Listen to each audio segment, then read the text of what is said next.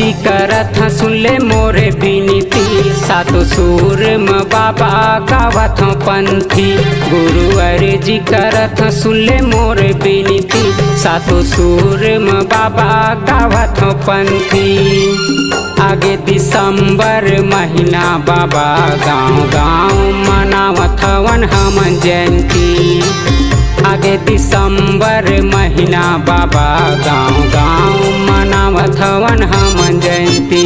गुरु अर्जी करत सुन ले बिनती। सातो सुर माँ बाबा गावत पंथी। गुरु अर्जी करत सुन ले मोरे बिनती। सातो सुर माँ बाबा गावत पंथी। आगे दिसंबर महीना बाबा गाँव गाँव मनावत हवन हमन जयंती। आगे दिसंबर महीना बाबा गाँव गाँव मनावत हवन हमन जयंती।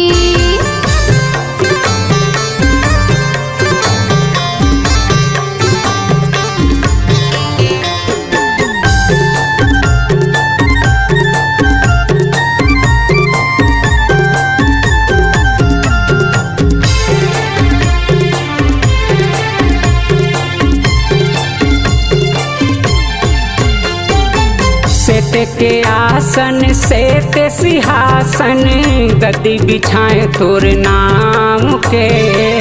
गद्दी बिछाए तोर नाम के। गद्दी बिछाए तोरे नाम के बाबा। गद्दी बिछाए तोरे नाम के।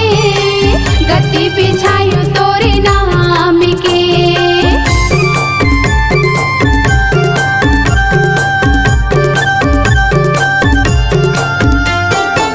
आके आसन बिराजो बाबा। चरण धोके पीते पाँव के। चरण धोके पीते पाँव के। चरण धोके पीते पाँव के बाबा। चरण धोके पीते पाँव के। चरण धोके पीते पाँव के। श्रद्धा भक्ति भाव भजन से। श्रद्धा भक्ति भाव भजन से करत हम बिनती। बाबा करत हम बिनती। गुरु अर्जी करत सुन ले मोरे बिनती। सातो सुर में बाबा गावत पंथी। गुरु अर्जी करत सुन ले मोरे बिनती। सातो सुर में बाबा गावत पंथी। आगे दिसंबर महीना बाबा गाँव गाँव मनावत हवन हमन जयंती।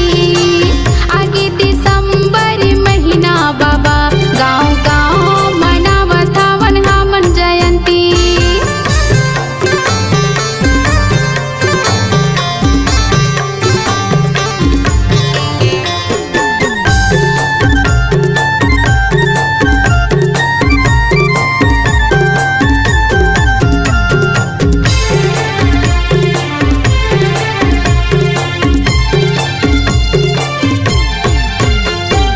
सादा के चंदन साद जनेवा।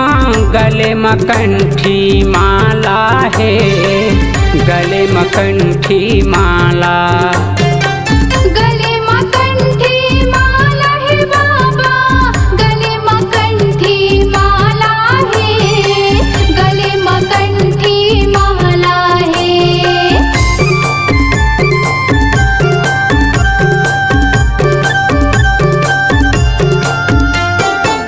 सत्य के चारों मूड़ा बाबा।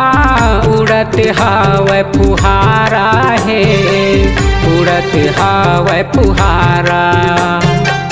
उड़ते हवे फुहारा है बाबा। उड़ते हवे फुहारा है। उड़ते हवे फुहारा है। श्रद्धा भक्ति भाव भजन से।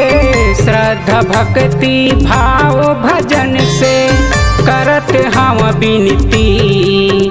बाबा करत हम बिनती। गुरु अर्जी करत सुन ले मोरे बिनती। सातो सुर म बाबा गावत हूँ पंथी।